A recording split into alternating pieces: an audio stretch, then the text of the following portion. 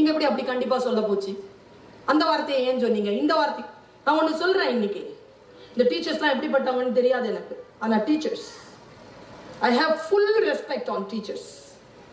என் பையனுடைய எல்கேஜி டீச்சரா இருந்தா கூட கையை கட்டி, நான் பெரிய ப்ரொஃபசர், வெங்காய பச்சடி, தயிர் பச்சடி, PhD. ஆனா எல்கேஜி படிக்கிற என் குழந்தைக்கு டீச்சர் முன்னால நான் கை கட்டி தான் நிற்பேன். Because he is a teacher for my son.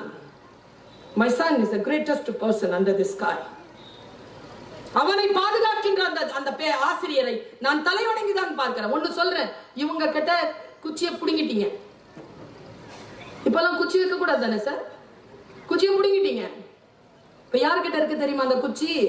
அது ஒண்ணும் காணாம போல, போலீஸ்காரன் வச்சிருக்கான். ஒழுங்கா இவங்க கிட்டே கொடுத்துருந்தீங்கன்னா அவங்க கிட்ட போய் இருந்திருக்காரு. இங்க புடுங்கியாச்சு, அவன் எடுத்துக்கிட்டான். நாம அங்க போய் தவிச்சு நிக்கிறோம். முதல்ல எல்லாம் டீச்சர் வரக்கூடாதுன்னு சாமி கும்பிடுவோங்க. ஒரு வருஷத்துல ஒரு 12-13 புடவை தான் இருக்கும் டீச்சர் கிட்ட எல்லாம் முதல்ல எல்லாம். இப்ப மாதிரி கலர் கலரால கீழே பிரார்த்தனை பண்ணிக்கிட்டே அசம்பிளிலேயே தெரிஞ்சிடும். டெய்லி அசம்பிளி இருக்கும். அப்பெல்லாம் கீழே தெரிஞ்சோட நான் சயின்ஸ் டீச்சர் வந்திருக்குது, மேத்ஸ் டீச்சர் வந்திருக்குது. அப்பெல்லாம் நான் வேண்டுவேங்க, ஐயோ இன்னைக்கு சயின்ஸ் டீச்சர் வரக்கூடாது கடவுளே. பிரார்த்தனை தான். அப்புறம் கடவுளுக்கு சொல்லிலாம் தந்திருக்கேன். ஒரு வாரம் வரக்கூடாதுன்னா அவங்களுக்கு என்னென்ன நடக்கணும், ஒரு மாசம் வரக்கூடாதுன்னா அவங்களுக்கு என்னென்ன நடக்கணும், வேலையை விட்டே அவங்க ஓடிடுறாங்க அவங்களுக்கு என்னென்ன நடக்கணும்னு கடவுள்கிட்ட பிரார்த்தனை எல்லாம் பண்ணியிருக்கேன் சின்ன வயசுல. இப்போ அதே பிரார்த்தனை தான், இவன் என் கிளாஸ்க்கு வந்துடக்கூடாது. ஆமாங்க, பிரார்த்தனை மாறலைங்க, ஆள் மாறல. முதல்ல டீச்சர் வரக்கூடாதுன்னு இப்ப ஸ்டூடெண்ட் வரக்கூடாது. பயமா இருக்குங்க. உட்கார்ந்து அவங்களுக்கு கிளாஸ் எடுக்கிறதே பயமா இருக்கு. அவ்வளவு வன்முறை, அவ்வளவு துடினம், சொல்லுகின்ற சொல்லுக்கு பொருளே இல்லாமல் இருக்கிறது. பொருள் புரிவதற்கான சொல் பயிற்சி குழந்தைகள் கிட்ட இல்ல.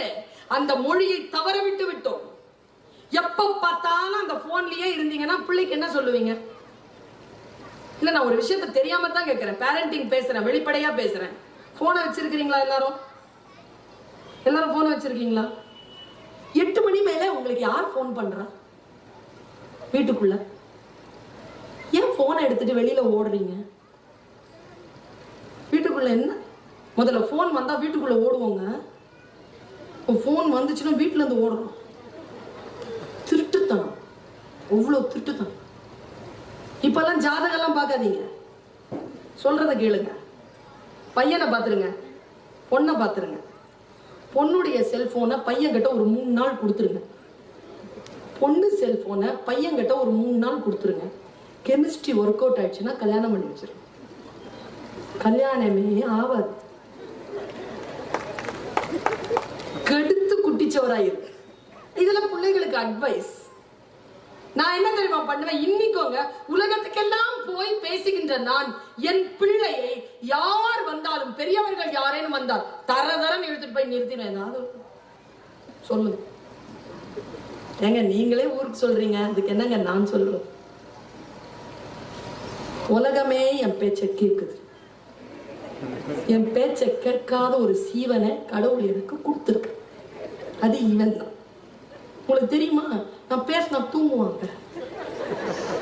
உலகமே விழிச்சிக்கோங்க, இது தூங்கும். கேட்டா சொல்லு, நீங்க நைட்ல தானே என்கிட்ட தமிழ்ல கதை சொல்றீங்க, நீங்க பேசும்போது எனக்கு துக்க துக்கமா வருது. நான் பேசும்போது தூங்குற பையன், நான் என்ன பண்றது? ஊருக்கெல்லாம் நாம் சொல்லுவோம், நம் பிள்ளையிடத்தில் எப்ப பார்த்தாலும் அட்வைஸ் பண்ணிட்டு இருக்க முடியாது. அது அல்ல உறவு.